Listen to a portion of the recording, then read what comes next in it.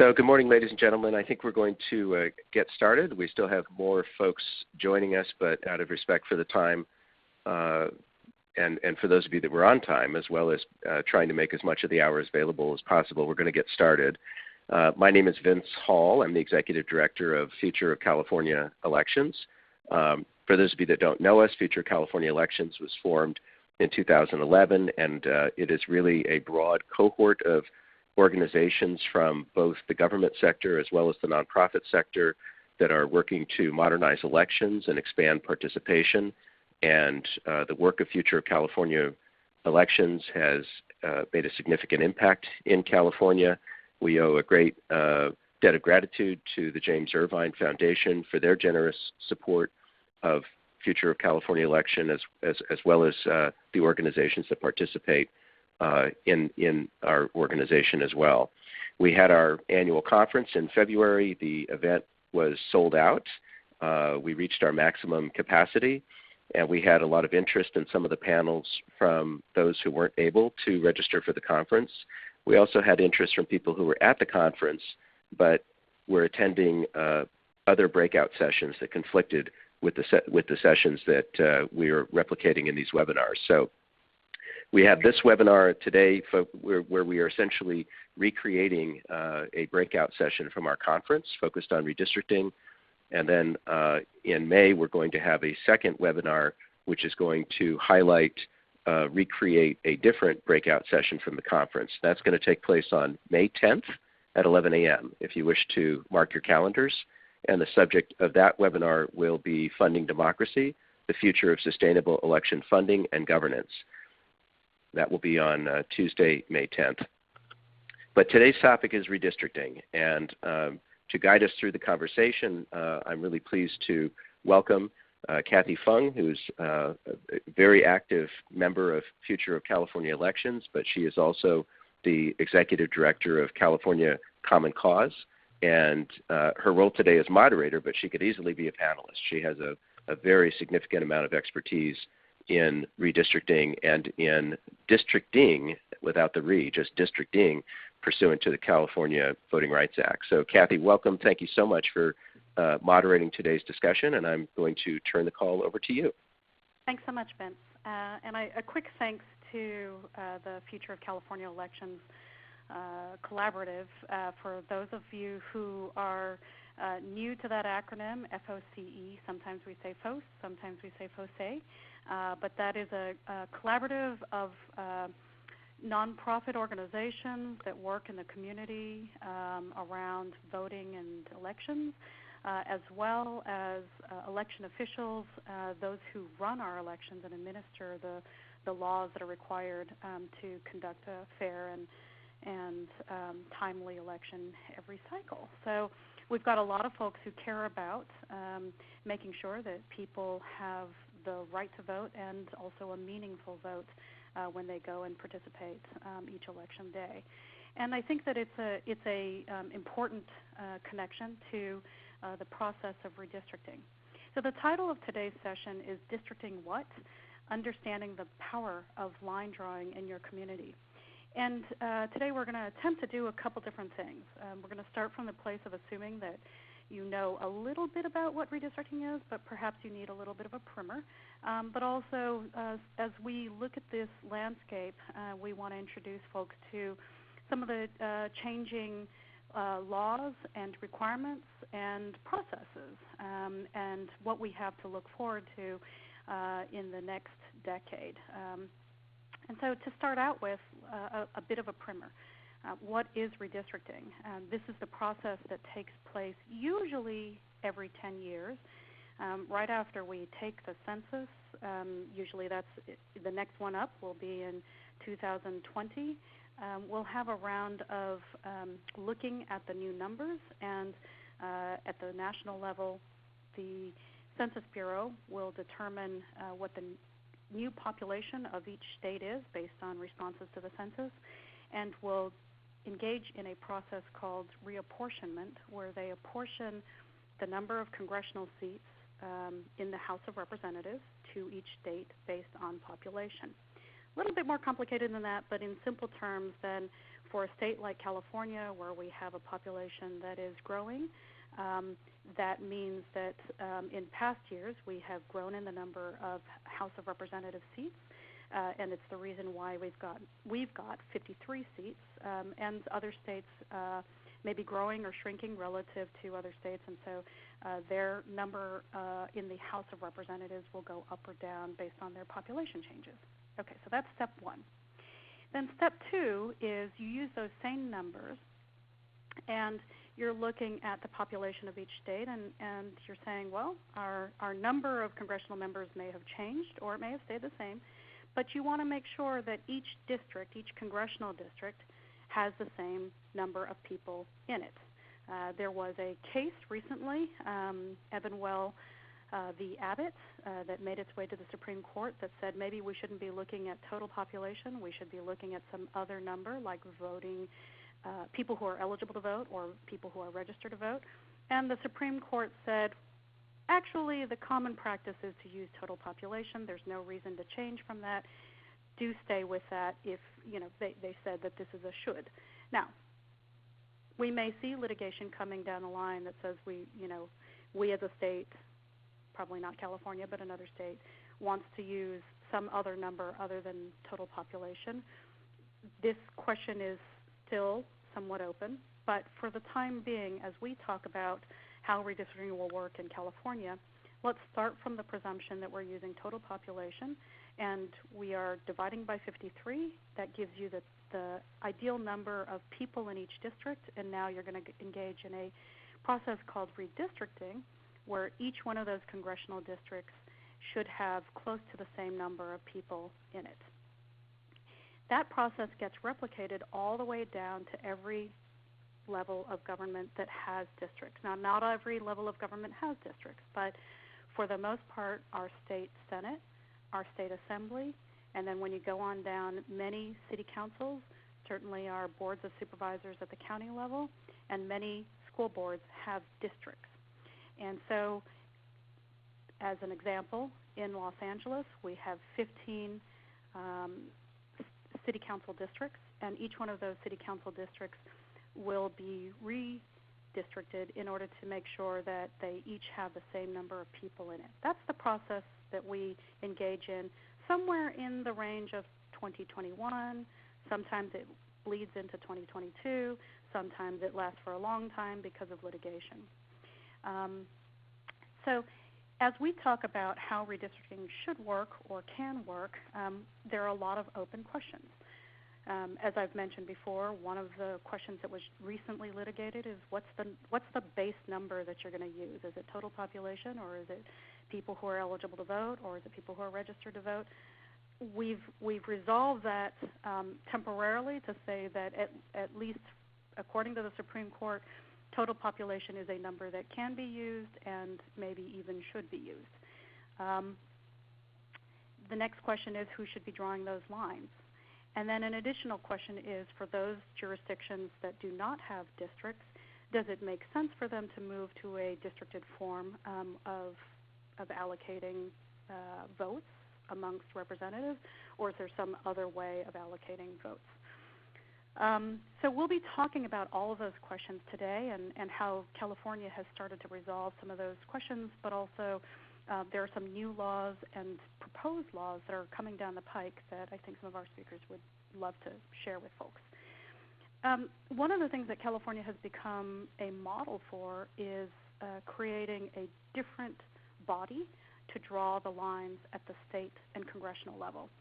So in 2008 and 10, we passed a set of propositions through voter approval process to change both who draws the lines. Instead of the state legislature drawing congressional and state legislative lines, we created a 14-person citizens redistricting commission, and we also said, here are the set of rules that you have to follow, and here's the kinds of hearings that you must have, and by the way, make sure that it's open and inclusive, et cetera, et cetera. Voters passed that, and then we had, for the first time, a very huge process that was unknown to everybody, but where a lot of organizations weighed in to make sure that the process would be as hoped, which was an inclusive and reflective one. We're really excited because when we first opened up the application process, the best estimates were that maybe 500, 600 people might apply. And in fact, some 30,000 people put their name into the hat initially. And through a very vigorous process of essay writing and interviews and screening, the final 14 were chosen. And amongst those 14, somebody very special, Connie Galambos-Malloy, managed to make her way through a huge winnowing process to become one of the finalists and ultimately one of the commissioners. She worked for a nonprofit organization at the time in San Francisco, and has then since then gotten such the bug around redistricting and other democracy reforms that she has joined the James Irvine Foundation to become a program director for the California Democracy Program. She has been with the Irvine Foundation since January of 2015, and she leads the foundation's efforts in grant making around governance reforms, election policies and practices, voter and civic engagement, and immigrant integration. But really, part of the reason why she's also here is because she was in that first class of California Citizens Redistricting Commissioners. And really, we saw her put her life into it for approximately 6 months to a year. And so with that, I'd like to invite Connie Malloy, our first speaker, to present what the California Citizens Redistricting Commission did and how it's a model for many other states, but also at the local level, what some of our localities are starting to do. Sure. Thanks so much for the kind words, Kathy. I'm proud to say I just recently passed the halfway mark in my 10-year term as a California Redistricting Commissioner. And believe it or not, we do still meet occasionally. There are lawsuits pending for various reasons. We've been victorious on all counts thus far, but it certainly is something that we will continue to be active on for the full 10 years in some capacity. Let's go to the next slide.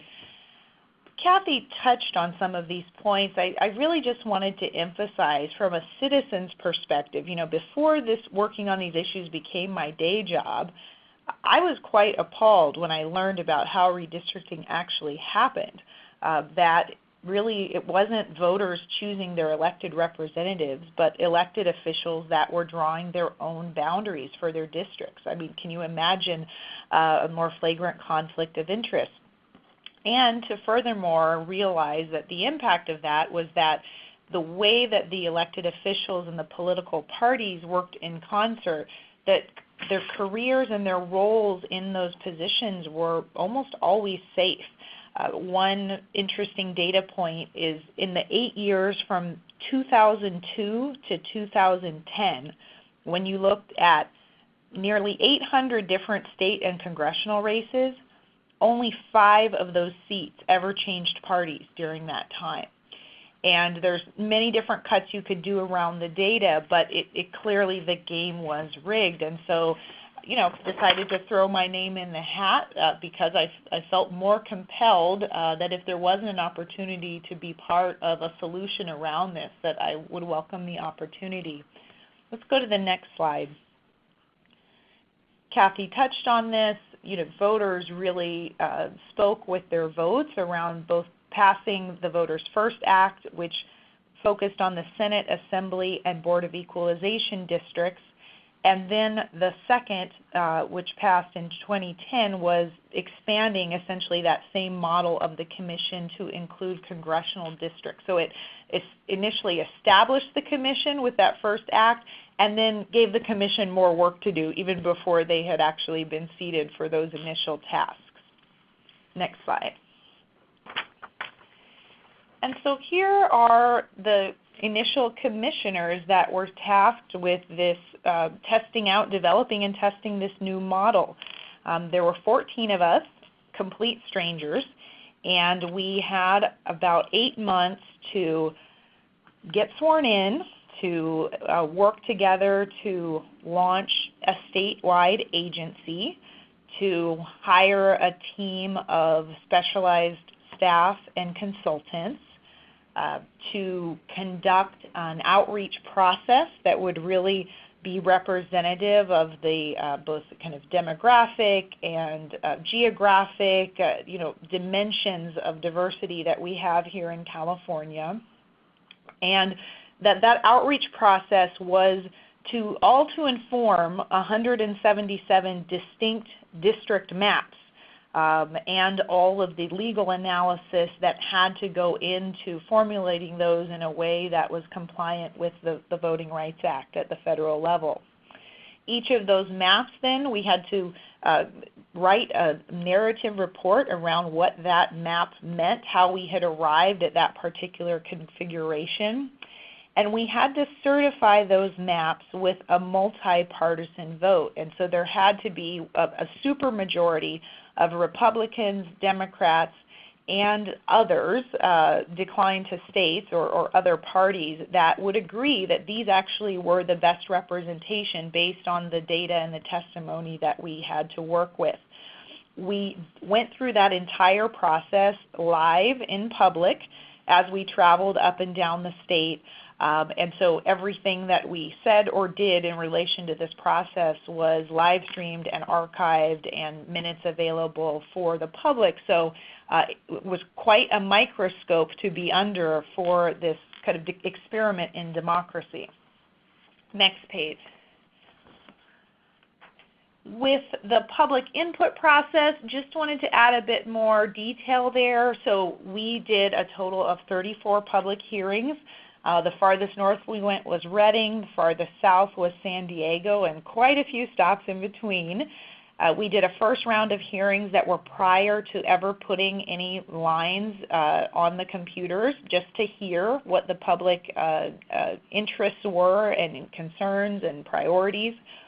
Each of those public hearings would last between 3 to 6 hours. I remember one down in Long Beach with hundreds and hundreds of people, standing room only, people sitting on the floor, waiting out in the hall, and we had to eventually end just before midnight for a session that had started at 6 p.m. just because the venue was going to kick us out. I was really overwhelmed with the level of interest and excitement. Once people understood and learned about what redistricting was, there was all this energy around stories of people feeling like they had been misrepresented or underrepresented for years in terms of how their districts were drawn, and they really saw this as an opportunity to do it differently and wanted to make sure that their opinions were heard. So in the end, we had over 2,700 testimonies, upwards of 20,000 written submissions, many of which were from individuals and a number of which were also on behalf of organizations or networks or associations that were really kind of aggravating particular interests for purposes of the commission. And some of those submissions actually took the form of maps. I remember some vividly that were handwritten, hand-drawn maps, and others that were, GIS, looked completely official, as though the commission had done them themselves. So quite a variety of public input. Next slide. The map criteria that we had to follow, I placed here on this slide. They were in ranked order, and so in terms of importance of compliance, we had to look at equal population and making sure that the districts were of the same size. The Federal Voting Rights Act, which of course has changed a bit since the time in which we drew the maps, and will be again a consideration with slightly different terms for the next round. The districts needed to be contiguous, and so you can't have part of a district in one place and the other part of it somewhere else without it touching. Sounds pretty common sense, but there actually are exceptions to that exist, and so that was also a criteria. This next, the number 4 criteria about the integrity of cities, counties, neighborhoods, and communities of interest was probably the most challenging, I think, of the criteria. in terms of how to prioritize. There are a number of different elements listed there. When does a city trump a county or a community of interest trump a neighborhood, right? There's a lot of subjectivity and analysis that has and debate amongst the commissioners that went into making those decisions. Compact was another criteria. We had to, as much as we could, keep the districts in some sort of logical shape and not bypassing nearby areas. We also attempted to nest where possible, and by nesting that means in terms of district size, you can have assembly seats nested inside of Senate districts. So smaller districts could be brought together to comprise a larger district at a different, in a different level, and that was something that at times we were able to do. But again, as you get down into the ranked order, we would never want to do something on the bottom of the list that would cause a conflict for something higher up. So these are in priority order. And finally, as opposed to the contrast of where we had been before as a state, the Commission was not allowed to have any consideration of political candidates, incumbents, or parties. By any means, not consideration and no contact with them in the process. Next page. Just wanted to underscore communities of interest, which was again fell into that fourth criteria that we had to apply. And the definition of communities of interest is a contiguous population that has some shared social and economic interests, and that because of those interests that really bind them together, that it makes sense for those people to be included together and kept whole in terms of where they're placed in a given district. And the community of interest is something different in terms of when you think about a city or a county, and at times neighborhoods, there are fairly common standards for how a city has particular boundaries. We all have a common understanding of where LA city or county begins and ends. By the time you start looking at neighborhoods to a certain extent and even communities of interest, these are arenas which were largely self-defined, where we would get data and testimony around the types of things that united communities, be it being on a major transportation corridor and how the transportation corridor served as an economic driver for the region. It could be a particular recent immigrant population that has particular interests and needs and therefore should be kept whole. And so as you can imagine, reconciling all these different levels was something that actually comprised, I think, the majority of our time once we actually got to drawing the maps. Next slide, please. On the reflections, as I shared, I mean, this competing and ambiguous criteria is, I think, the most challenging. Are we on the slide, the reflection slide? Yes. There we go. That the communities of interest were not all created equal, and we had to debate where we thought they were and weren't. One approach that we took was when you realize that there are so many different interpretations of what the community of interest is or what the Commission should prioritize, that we internally adopted this approach around, share the pain. And what we really meant by that was that everybody should feel at the end of the day like they got something beneficial in terms of their political representation, but likely they would also have to sacrifice something as well. And so if in one layer of maps, say at the assembly level, we were able to keep together a particular community, well, perhaps at the Senate level, we might have to prioritize a different type of community of interest or city or county. And so that was an approach. We tried to look not just at a particular set of maps, but also at how all the maps compare to each other in a holistic sense. The second reflection I have is just the volume of public participation.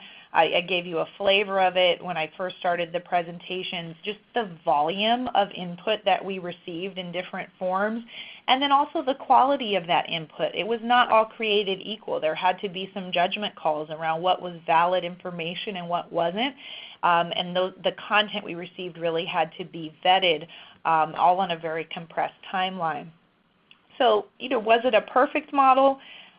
Certainly not. I mean, just the time limitations, you always have reflections of, boy, if we'd had another few hours to deliberate around this particular thing or that, it might have ended up slightly different. But it's been very affirming that the analyses have shown that both from a process and outcome standpoint that really this was a superior model. I'm certainly biased, obviously, very personally invested in the process. But another data point around it is that we did come in on time and under budget and really against all odds because there, again, was no sort of template on how to do it. We had to create it as we were going. Final slide. Well, second to last, I just thought I'd show you a visual of the Assembly, Senate, and Congressional districts. We have very detailed reports about how we arrived at this, and then a final set of maps for the Board of Equalization. Next slide. And just wanted to foreshadow how you can get involved either in redistricting. We were just talking yesterday at our commission meeting around recruitment for the next commission, which is not too far out, believe it or not, that there's both opportunities to be on the commission and also to inform the commission, whether it's through testifying, providing map testimony, et cetera. All of those are very welcome and important contributions. And then at the local level, to encourage jurisdictions as they are going through their districting process to shift to open redistricting, and then to also be able to get yourselves and your communities involved with shaping the nature of the maps that result. So thank you for your time. Always welcome. Love to talk districting and redistricting, either here or elsewhere. Thank you so much, Connie. So for folks who have just joined us, I want to let you know that you're listening to Districting What, a panel discussion around redistricting and redistricting reforms in the state of California, and we are moving on to our next speaker. Before I switch over, I just want to let people know there will be a Q&A session at the end of this panel, and so if you are logged into the webinar, you can raise your hand by, I think that there is a button to raise your hand. If you have just called in using the audio, the telephone, we'll pause for a moment and let people indicate that they're interested in asking a question. So our next speaker really is somebody who I would say is the dean of redistricting work in California. And certainly when I first started working in this area in voting rights, I had very little knowledge about how the census interacted with redistricting or how important redistricting was for minority community representation. And it was really because of Denise Hewlett's experience and her tutelage that many voting rights attorneys in organizations across the field in California have been able to get involved and to represent our respective communities. A little bit of background in the area. So there is a national law, as many people know, the Voting Rights Act, which affords protections to minority communities to ensure that laws are not passed that will negatively impact on minority communities' ability to vote. Generally speaking, in a lot of other contexts, what that can mean is, for instance, certain voting restrictions, like placing requirements on people to register to vote or creating barriers on the ability for somebody to cast a ballot can be challenged using the Voting Rights Act, and we certainly have seen that used effectively in many states. The other aspect of what the Voting Rights Act does is that it provides some protections in the arena of redistricting to ensure that the lines that are drawn in a way that does not take away the ability for a minority community to elect a candidate of their choice. It also allows for the challenging of districts where there are no lines; those are called at-large jurisdictions, to potentially challenge those districts, to challenge those jurisdictions to say that this is an area where districts should be drawn because it would afford a minority community the ability to elect a candidate of their choice. In California, we've added another layer of protection, and that's called the California Voting Rights Act. And I will let Denise tell us a little bit more both about the California Voting Rights Act and how it's been used very effectively in California, but also some of the new challenges that are cropping up and some of the policy changes that a lot of us are striving to try to pass. And so Denise Hewlett, National Senior Counsel of MALDEF, take it away. Thank you, Kathy. Thank you for inviting me, and thank you for both for putting this webinar on today. I work for, as Kathy said, I work for MALDEF, which is a national civil rights organization that advocates on behalf of Latinos who live in this country in the areas of voting rights, education, immigration, and employment. I'm here primarily to talk about the importance of community advocacy in connection with the state Civil Rights Act, the California Civil Rights Act, as Kathy said. But first, I wanted to address a couple of things about independent redistricting commissions at the state levels and the local levels of the kind that Connie was just talking about.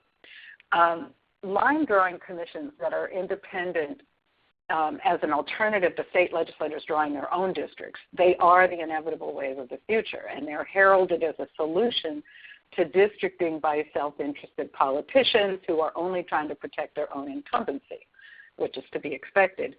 But in the process of jumping on that bandwagon, I think there's a few things that we should be thinking about. And one is that just as finally, because of the work of so many people over the last 50 years creating and enforcing federal voting rights, state legislatures are finally beginning to be integrated.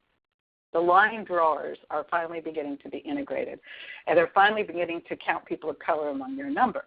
Incumbency in that context is not always a bad thing. It's not always a dirty word. When finally there's some caucus voting power that can theoretically be used to ensure that the voting rights of minority voters are protected. So when we're addressing the flaws of legislatures drawing their own districts, I think it's important to simultaneously address the who and the how. Who's going to draw the districts? How are they going to do it? And to address those two things using a racial justice perspective. Because as Connie said, there were concerted efforts in 2011 with significant funding support, and those efforts resulted in a diverse and qualified commission in California that did very well in protecting minority voting rights. But there's no guarantee that in the future, Citizens Redistricting Committee will continue to accurately reflect the racial composition. There's no guarantee of California and its electorate, and there's no guarantee that its representatives, like they did this time, will understand the long history of exclusion and what the current effects of that exclusion are. There's no guarantee that we'll get commissioners who understand that there's an increasing level of identification of people of color with one political party. So reform efforts like commissions that seek to enhance partisan competition as a reform measure shouldn't be used to penalize people of color.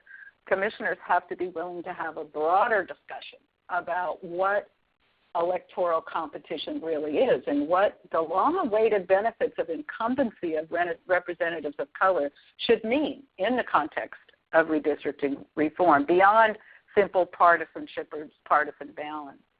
So the California Commission, that constitutional amendment contained provisions that were aimed at ensuring that we weren't just simply taking a step back from legislators drawing their own districts without ensuring that voices of color were at least as represented in the commission as they are in the legislature. And there was a specific provision within the constitutional amendment that was aimed at ensuring that the commission reflected racial and ethnic diversity of California and geographic and gender diversity. And those Kathy can probably address better than I that some of those provisions are currently facing a Ward Connerly challenge. But I noticed that just this month there was a similar bill that was passed in Nebraska, and I believe, if I'm not mistaken, it was vetoed recently by the Nebraska governor. But what troubled me about that is that both the who and the how, the who of the line drawers, members of the commission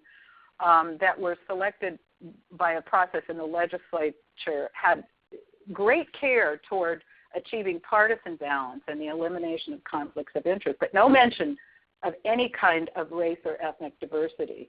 And when it came to the how, you remember Connie was just talking about prioritizing what redistricting principles trumps another, and that the Voting Rights Act trumped most of the redistricting criteria. In Nebraska Commission, they included a set of redistricting principles to be followed in a particular order, but following county lines trumped ensuring compliance with the Voting Rights Act. If that had been true in California, we would have ended up with extremely different maps. Now, granted, Nebraska is less than 20% people of color at this point, but the Latino population is growing fast, and there are absolutely no Latinos in the state legislature at all. So I'm saying that kind of act for its who and its how should not become the template for commissions that are aimed at reform. And that's the who and the how is all the more important, I think, in the next round of redistricting, because the U.S. Supreme Court has gutted what was the most important protection of the Federal Voting Rights Act that required jurisdictions to prove that their lines did not have a negative effect on minority voting rights before they could implement any new plans. That was the biggest protection that we had, and that was now gone. For local jurisdictions, I think we are much more excited about the prospects of commissions for cities, counties, and school boards, because the smaller size of those bodies makes harmful deal cutting much more tempting and easier to do and easier to hide. And also the process of selecting commissioners in small jurisdictions can increase civic engagement in the processes that lead up to the district elections. And I'll talk about that in a second with an experience that we had in Merced. As far as the California Voting Rights Act, our focus in California now is on at-large elections in local jurisdictions, cities, counties, school boards, and districts, where those winner-take-all at-large elections submerge Latino, African-American, or Asian voting strength in those winner-take-all elections, and where the candidates cohesively supported, for example, by Latino voters consistently lose because the majority of voters won't support them, because voting in California is still polarized along racial lines. In those cases, we seek the remedy that the California Voting Rights Act provides, which is to divide the jurisdiction into districts that will enable minority populations to elect candidates of choice. And as far as the need for it, I want to look really quickly at, I recently looked at a list of cities over 100,000 in California. There's nearly 70 cities in California that are over 100,000 in population. About 50 of them are elected in that winner-take-all at-large system that I described. And in over a third of those at-large cities, there are absolutely no Latino representation at all. And most of those are cities that have a Latino population that you would expect, all things being equal, and that to have at least one Latino city council members. Whereas in the jurisdictions that elect by district, there's only one that doesn't have Latino representation. All but one has at least one Latino on the board. If you look at proportional representation, those jurisdictions that elect by district, 80% of those have proportional representation, representation that is what you would expect to emerge in a system where voting is not polarized along racial lines. In 80% of those by district, whereas in the at-large cities, only about a quarter of those have proportional representation for Latinos. So we've seen litigation that in the last 10 years or so in a number of cities and school boards that have settled. Some have settled after the litigation is filed, and many, many have settled pre-litigation. Just, a letter is sent after an investigation is done saying, you know what, you have an at-large election that may violate the California Voting Rights Act, and sometimes, many times, the jurisdiction will agree to settle prior to a litigation even being filed. So when the conversion occurs either because of litigation or pre-litigation, it is community advocacy that ensures that the result is equitable. So one example is Bellflower. We had a lawsuit in Bellflower. It was brought on behalf of Black and Latino plaintiffs that were very, very organized. The city agreed in the settlement to put the conversion question on the ballot. Now, community mobilization is necessary, is going to be continued to be necessary in that jurisdiction, not just to ensure that the maps are drawn in a fair manner, but also that the conversion measure itself will pass. So for another example, we were in Merced in the Central Valley. That was a pre-litigation settlement. We worked with Communities for New California, with League of Women Voters, and various local organizers in the Latino community and the Hmong community, first to advocate for the settlement of the lawsuit. And then CNC are miracle workers, and they came in and established phone banks and get out the vote campaigns to ensure, engaging all kinds of community organizations to ensure that the measure passed. The League of Women Voters helped us form a local line drawing commission that did a great job on recommending maps to the city council. And then Communities for New California and MALDEF organized advocacy with the local groups before that local commission to get those fair districting maps drawn using the same kind of criteria that Connie was talking about in terms of communities of interest. And then finally, to do registration drives in anticipation of the first district election. So community input is extremely important. It's not enough that this Voting Rights Act enables us to convert from at-large to district election, but without the community input moving quickly toward those district elections, without sufficient process to be able to allow the community to have input through hearings and other methods, really doesn't get us the results that we hope for.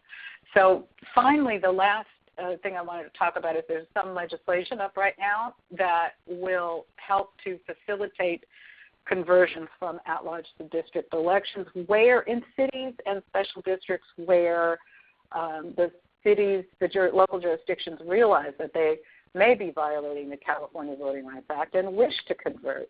And until last year, the only way a general law city could do that is to put the question before the voters, to put the question on the ballot before you can even implement a district election system.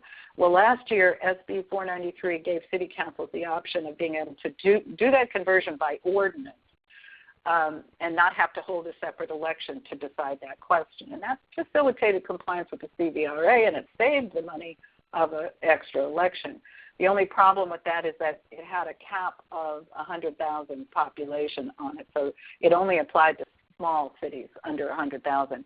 This year, AB 2220 is going to remove that cap, so all general law cities can convert by ordinance when they think that the CVRA requires them to do that. And AB 2389 also extends that flexibility to special districts. AB 350 is going to institute some procedures that we've worked on as a coalition to ensure maximum input opportunities and participation. And I think one more I wanted to mention was 958, which is seeking to establish a county commission to draw the Board of Supervisors districts in Los Angeles. So that one should be interesting. Whatever the process that happens, whether it's local commissions, statewide commissions, legislative drawing, or drawing by the city councils, the focus has to be, we believe, on strategies that will ensure that communities of color benefit from redistricting and that people of color help lead the reform efforts. So the who and the how of redistricting will lead to equitable results. Thank you very much. Thank you, Denise. And so one of the things that we've started to move into is to think about, whoever is carrying out the redistricting, whether that is an elected body or a commission, or in some cases there may be jurisdictions where they're using an alternative form of voting, that there's one more layer of government that needs to be sure that the intentions of the voters or the map line drawers is carried out. In California, much of this work is carried out by our much or maybe little heralded registrar of voters at the county level.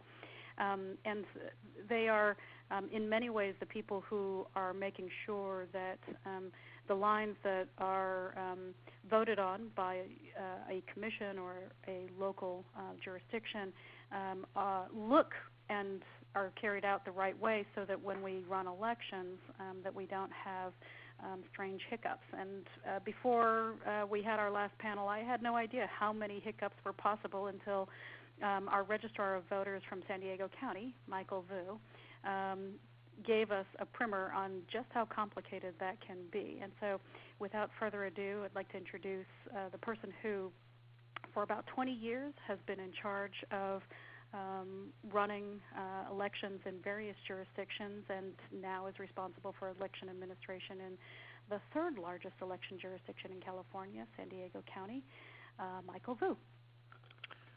Thank you so much, Kathy, and thank you to the Future of California Elections for putting this all together and creating this forum for everyone to listen in on such an important topic.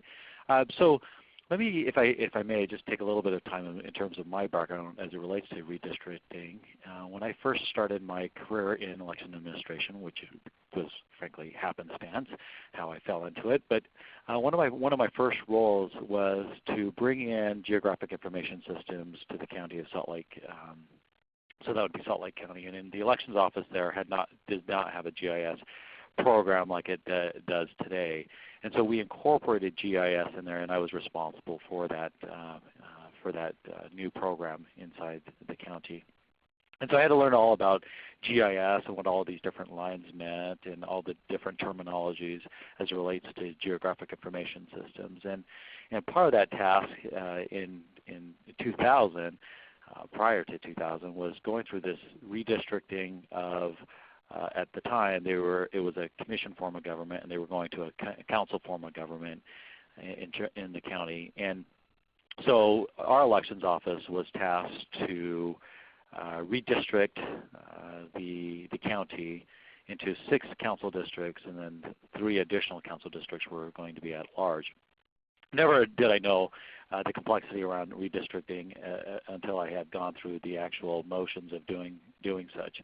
One of the things that I always explained is if you think about an anatomy book and you see all the different layers of an anatomy book, where you have the bones as kind of the base layer, and then you overlap these other transparent layers of the veins and the muscles, and then you get to the skin and the organs and so forth. Think of it along those lines, except for when you think about it, think of it as the veins are really not aligned to the bones properly, and so sometimes those veins are sticking outside the skin. You can take that same analogy and bring it to the world of elections and redistricting, is because the base layer that we have in the county does not necessarily align with the census boundaries that we receive from the U.S. Census Bureau, but when we start receiving the lines from local jurisdictions or from the state, those lines. And so there's a high level of interpretation that needs to occur as to where those lines actually belong in what we call our projection of the jurisdiction. So another experience that I had was, again, when the redistricting had already occurred. This was a state House of Representatives in the state of Utah, and at the time the line was drawn between 2 different House of Representatives lines, and it was down a dirt road. Well, when you project out 5 years, 6 years later, 7 years later, never did you think that someone would actually build on that road. But in this case, it did, and they actually built a house on top of the line, and it split the house between two different state representative boundaries. And so there was a big discussion as to where did this person live? Did they live in the 51st representative district, or did they live in the 50th representative district? And it so happened that in this house there was a candidate living inside of it. And so I just remember having a number of us together, attorneys, the state, everything involved as to where did this boundary belong and where should this person actually live in, this candidate. Should some of the discussions related to, is it the front door in which the person lives as to what boundary and what representative district they belonged in? Should it be the bedroom? Or in certain cases, should it be the bathroom? We all thought it was pretty funny when the bathroom conversation occurred. But ultimately, and then there's another aspect to that, which is the percentage of the house in which the house resided on. Which percentage of the house lived on the 51st, or which percentage of the house lived on the 50th? Ultimately got resolved. And I can't really remember what was ultimately the decision that was made. But these are kind of the nuances that we don't really realize until we start looking at the lines, and of course time occurs and houses get built, as to the complexity of redistricting and what elections officials have to do in terms of applying the lines that are received from local jurisdictions or from the state. So what do we do? And if I can have the next slide, some of the lines that you see here. If you look at your screen, the red line represents the census boundary lines, and the yellow line represents the actual boundary lines between the city of Carlsbad and the city of Encinitas. As you can see, the Census Bureau lines don't follow the actual boundary lines between Carlsbad and Encinitas. And so we have to make the levels of interpretation as to, okay, where does, if you look at it, that red line next to the yellow line up at the northern part there, where do those lines belong? And should those voters live on the Carlsbad side or the Encinitas side, or are they split between the two? And so what we ended up having to do is work closely with the jurisdictions to make that level of interpretation as to what boundary, where do those voters live, so we could ensure that they get the ballot come election day, or if they're mail ballot voters, that we're mailing them the proper ballot. So you could see that it's not cut and dry. As you could see, the block, if you could read the screen there, block 1003 there, you could sense that and look at it, you could interpret that line probably follows the yellow boundary lines, but doesn't line up, and so we can't make those levels of assumptions. So we are constantly, our GIS folks here in San Diego County are constantly working with the local jurisdiction that provided these lines, so that way we can make sure that voters are placed in the proper districts. And these are important, and the reason why it's important is because this is occurring across not just congressional district boundary lines or state senate and state assembly lines, but this is happening across many political jurisdictions, local jurisdictions. In fact, in San Diego County, we have over 332 political districts that we're maintaining to ensure that voters are getting the proper ballot, as well as the contest that they're going to be voting on. Let's go ahead and go to the next slide. Here's another example of where when the lines were given to us, we had to reach out to figure out what really is happening in this specific area. In this case, if you look at it, the purple area that kind of juts out could be a determining factor of whether or not it was in supervisorial district, District 3, or District 1. And when we had that discussion, we found out that the purple area really should be green, shaded in green.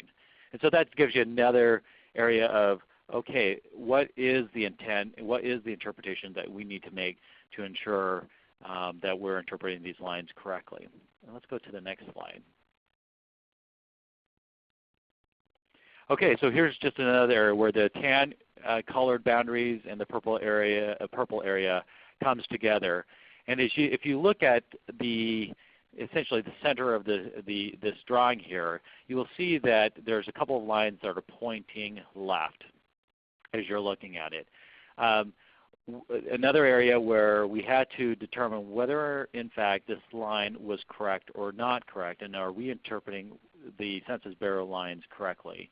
And ultimately, after the conversations, we found out that the line, the purple line, should actually be extended towards the red line towards further east of the tan line, so that way we're interpreting the lines correctly. If you look, there's a small little parcel on the right-hand corner of where the tan and the purple meet. If it wasn't correct, if we weren't going to move the purple line left, that would mean that that little parcel would be its own little voting precinct. And so these are the complexity again, was that really the intent to leave out that little house, that parcel by itself and create its own little voting precinct there? Let's go ahead and go to one more example that I provided here. And that's essentially the same drawing, same map, except for it lists all the different boundary lines that intersect this area. So as you can see, if we didn't move that line left, they could potentially be in Assembly District 80. There's the Senate District 40 there. There's the the first supervisorial district, as well as all these other different boundary lines from even schools. Again, this is important because we're trying to determine what contests are on the ballot. If we were talking about this June 7th presidential election, there's 204 different ballot types that we will go into this election. And so it's really important to making sure that these boundary lines are correct, because ultimately these are the ballots that voters will see and the contests that they will see to vote on. So when you overlap all these different political boundary lines and you have all these district lines come into elections office and you overlap all of them, the impact is such that this is what explains why your neighbor may be voting on a different set of ballots or going to a different polling location because they're voting on a different set of contests. And we get that question all the time as to why is my neighbor or why is the person right next to me going to a different polling location? Well, it's because when we overlay all of these different political lines, as well as other state laws that are limits the total number of voters in a voting precinct, it creates all of these small different pockets. And in fact, in San Diego County, we have 6,685 what are known as home precincts. When you overlay all of these different requirements and all of these different political boundary lines on top of one another, it creates all these small pockets, which we call home precincts, to the tune of 6,685. Now, when we conduct an election, we know what contests are on the ballot, and so we consolidate them based on the ballot type that they're going to vote for. So for an example, in this upcoming election, we'll have 1,522 voting precincts from those 6,685 home precincts. But if we didn't do that, we would, of course, if we just left all of the home precincts as by themselves, that would mean that we would have to recruit 4 poll workers for each and every single one of those precincts, which if you multiply 6,685 times generally 4 poll workers to a precinct, you can see how this balloons very, very quickly. And so those are just, I'll leave the rest of the time for questions and answers, but those are just some of the complexities we have in terms of receiving the lines, these census boundary lines, from local jurisdictions, from the state, and then having to incorporate them into our voter registration system. Kathy, back to you. Thank you so much, Michael. So we've got a fairly active chat of questions that are being asked. And while I maybe identify some of those people, if they're interested in asking questions, people can raise their hands, and if you've got a question, and we'll call on you. And what I'll just say is that if you happen to be on audio only and not on the webinar, then I'll pause for a moment and ask if there's anybody who would like to be in the queue to ask a question. Okay, so the first question just... The conference has been unmuted. In terms of the chat, Let me start with Consuelo Martinez.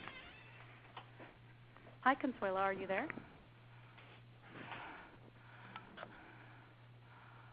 Consuelo, you've been unmuted, but I will ask your question. She's asking, she's asking a couple different questions. So one of them was she'd love to know, she's noticing a trend in cities with a growing immigrant population where they're going through city and school board districting. She's noticed that the outreach was a huge challenge as the commissioners are not experts in outreach and the cities would not do it since they only do the bare minimum required of them. How can we create toolkits and best practices that cities can tap into, or maybe also community activists can tap into, to expand the outreach efforts? I don't know if any of our folks on the line would like to answer that. I do know that some of our organizations have started to look at that question, particularly with some of the movement of a lot of cities using the CVRA to a districting model. There's been now an upsurge in people asking, so how do we do this right? So our panelists, anybody want to answer that question? Well, this is Denise. I could mention really briefly that AB 350, I think you put the link up there on the webinar. That was an attempt. It's going to be amended to include extensive provisions that require a certain number of hearings prior to even drafting that, and then additional hearings after. It requires outreach procedures and language accommodation procedures and all kinds of procedures that are aimed at providing more access to the process by the community. Whether it will get through appropriations, I don't know. That seems to be, we have tried to push that through before, and it gets stopped at appropriations because it's an expense on the part of the cities and the school boards. So there are a lot of best practices, but they do balk at them because of the expense. Maybe that's language, since we don't see it yet in the bill language, although I did send around the link. Denise, is there something that you can share via this? I don't know if we can link something, but some of the proposed language so that people can see it. It could be a useful guide even at the local level. And so as people are adopting or moving to a new system, maybe this is also something where cities or jurisdictions can adopt as standards. Can I post onto this? Yes. If you have an online link, you can. I think I do. Otherwise, maybe we can work through FOCE to share that with everybody. Yeah, let's do it after. Okay. And so, Consuelo Martinez, are you unmuted now?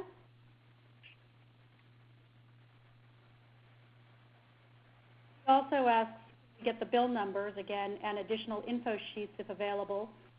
In the chat, I've given the bill descriptions. Some of them have become law, like SB 493, and also the link to that language. And I think offline we can work with our FOCE friends to send that out to all of the people who are participating today. Okay. I don't see any hands raised, so I'm going to go to Felipe Rodriguez Flores, who I think is joining us from Washington State. Is that right? Felipe, are you unmuted? Oh, hi. Yes. Hi. No, I made a comment. It wasn't exactly a question. It was I was just saying that I really appreciated the comments from Denise about the need to have a racial justice approach in redistricting, because California is pretty unique. It's the most populous state, and it's one of only 4 or 5 majority people of color states. But as Denise was saying, there's also large Latino populations in Nebraska and, increasingly in many other states, and you can't have a guarantee that racial justice would be part of the analysis in other states. So I really appreciated that point. And actually, I do have a question, I guess. where a lot of people are trying to pass a Washington Voting Rights Act. There's been efforts going on for the past 4 years, but unfortunately it hasn't been politically feasible because the Senate has blocked it every year. But I was wondering, what is kind of the cost for a jurisdiction to do the analysis to change their system at the local level?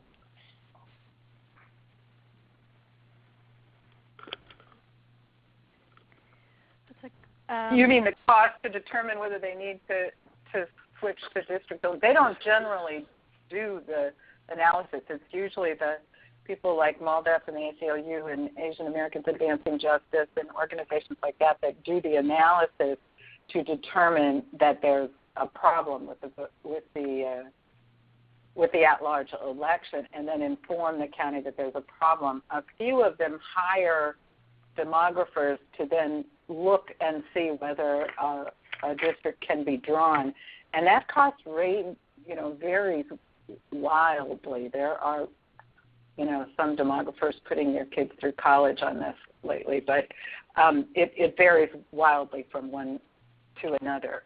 It does cost money. It doesn't cost anywhere near what a voting rights lawsuit costs them now. Okay. Lottie Fox, you've got a question. Lottie, are you unmuted? I think I'm unmuted. Can you hear me? I can hear you. Go ahead, Lottie. I often serve for an election observer panel, and I've never been offered an opportunity to see my county's districting map, and that seems that would be a question that panelists would want to have answered for them. Is this something that is shared often? Are other counties sharing this? Just wonder, so that I will be serving on the next election observer panel from June 7th election, and I would like to ask this of my county registrar. What county are you from, Lottie? Riverside. So I know that many counties put their district maps up online. I guess it would depend on what level of jurisdiction you're talking about. Why don't we start with San Diego and how one might find those maps if you were in San Diego, and I bet you that there could be a parallel in your county. Very good, thanks. So in San Diego County, and it really is different from county to county. Some elections offices are responsible for the redistricting efforts and all of the maps that are going to be displayed on the web and all the public meetings and public hearings associated with it.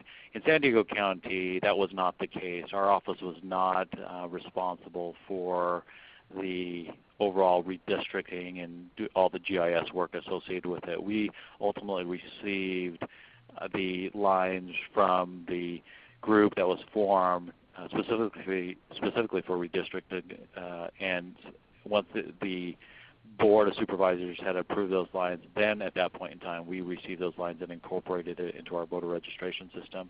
There was a website that was, what I do know is that the county did have a full website dedicated to redistricting. All the maps were on there. There was also a software tool that was contracted out so that way the public could submit lines. The public hearings, I know that my team, specifically for our Spanish, Filipino, Vietnamese, and Chinese, because those are our federally covered languages, they tapped my team here where we have permanent full-time members specifically for those programs. They tapped those individuals to come and provide interpretive services at these hearings that they had. Not only at the county offices, but also there was, if you will, for lack of a better term, a road show where they went from specific parts of the county to talk about the various lines. There was an advisory group that was formed, by the way. It was not the Board of Supervisors, but there was a committee formed to take input regarding those lines as this was occurring. and ultimately the lines were, various proposals were put together, and the Board of Supervisors ultimately voted on a specific one. And as far as website, I don't know exactly where it's landed, but I do know that we do have a website associated with those lines and those proposals. Of course, the actual lines and the actual census lines we have, and I'm assuming that the same could be said of Riverside County as well as all other of my colleagues that are out there. Thank you. Great. And I've just posted, and I didn't know if that worked, the state website for congressional lines, state Senate, and state Assembly are on that the did work. official website, wedrawtheline.ca.gov, and the link that I put is to where you can find the final lines, and you can see them, you can zoom in on them and whatnot, and you can see how those lines look across the state. If you're looking for a local line, then for instance, your county board of supervisors or like a particular city, then you might try to go down to that level of government. And I see that Denise has sent a link for Riverside County. Denise, what level of government is that? I'm sorry, I was muted. That's the Board of Supervisors district. Okay, gotcha. So that's how, generally speaking, you depending on what level of government you're looking for, you'll just Google, your county name, the level of government, and oftentimes there will be some way to find that. I know many cities, if you are looking for a particular district, for instance, a city council person in Los Angeles, if you click on the city councilman or woman's district, the website will actually have a link to how that district looks. So it may take a little bit of digging if you're looking for something more local than the state legislature or congressional maps, but in many places in California, these things are available online. Okay. So we had another question coming from Tori Richardson. Yes. Can you hear me? Go ahead. Yeah, we have a lot of districts like San Diego does, and it does impact our election.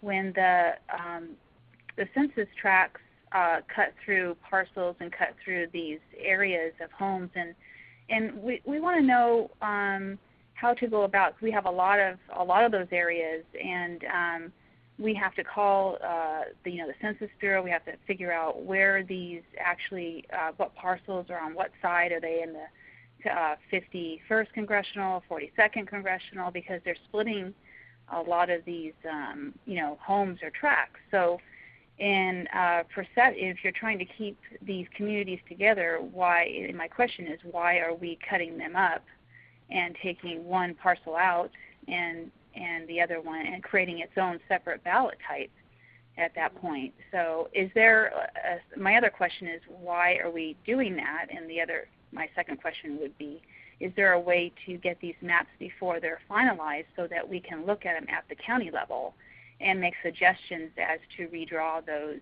either the census lines or those political districts that are drawn?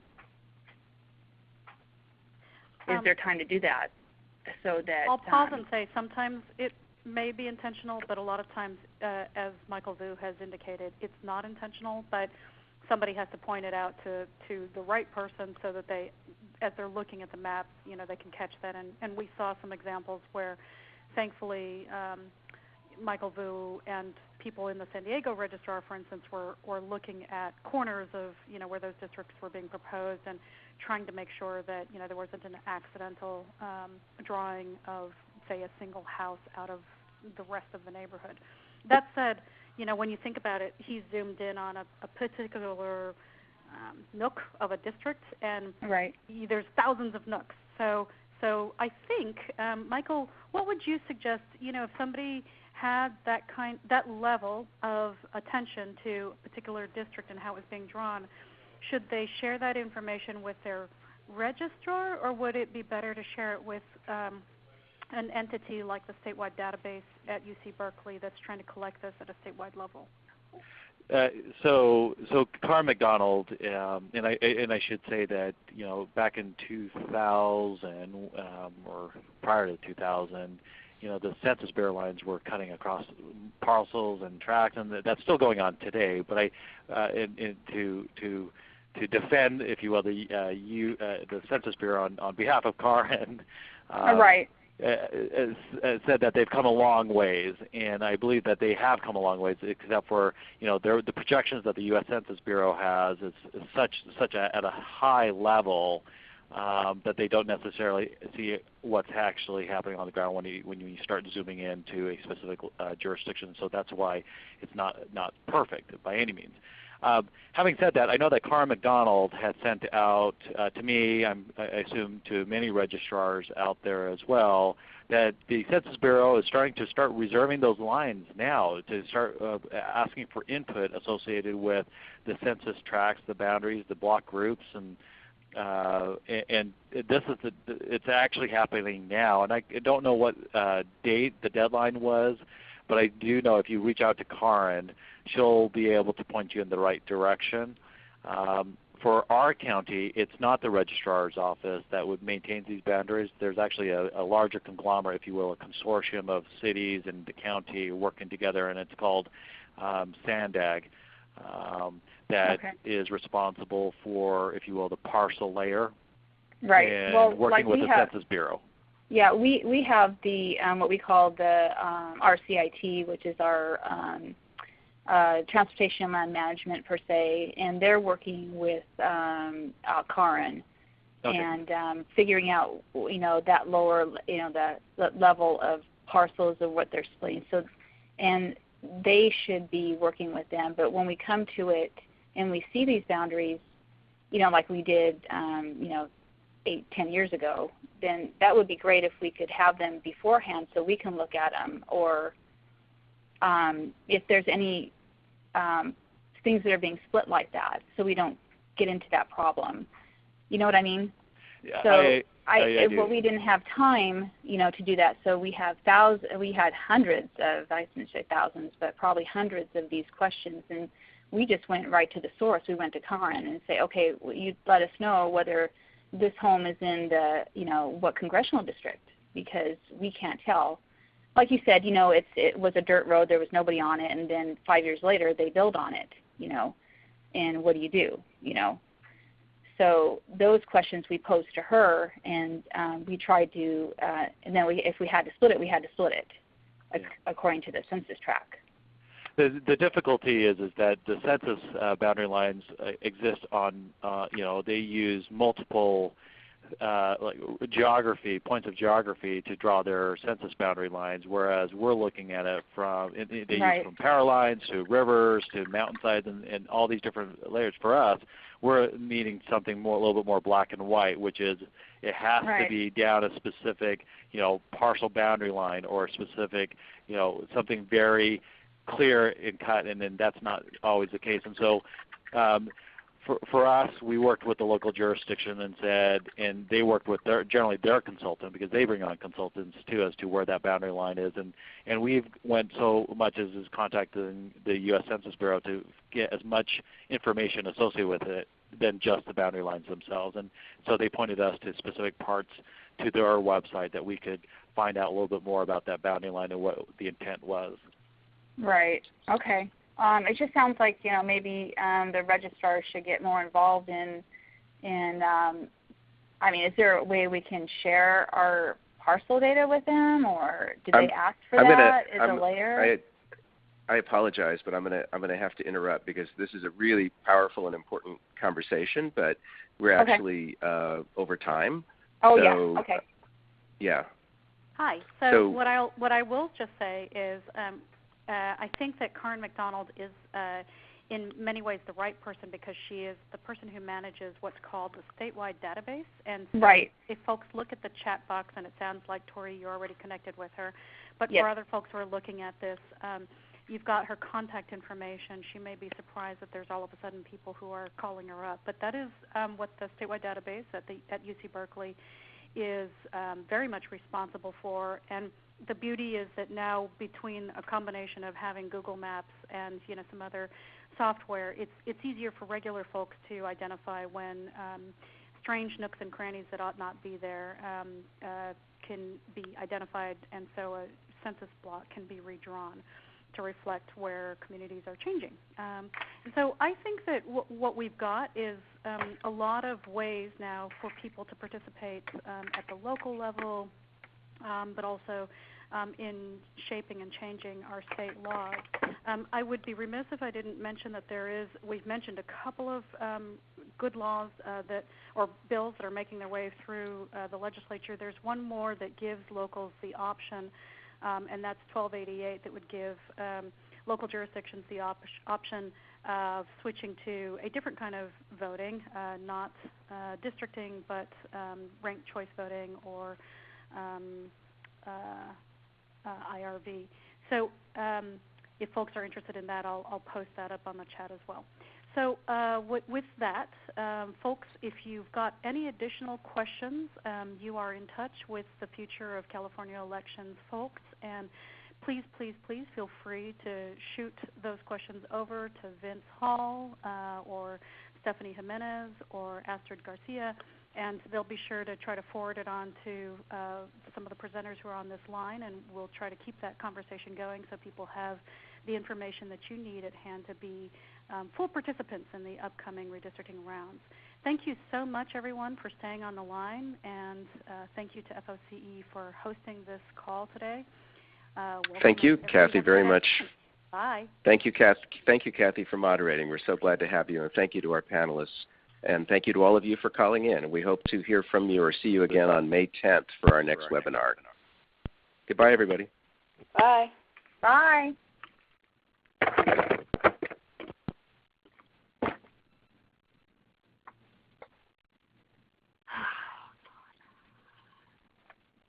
Well, that didn't help any.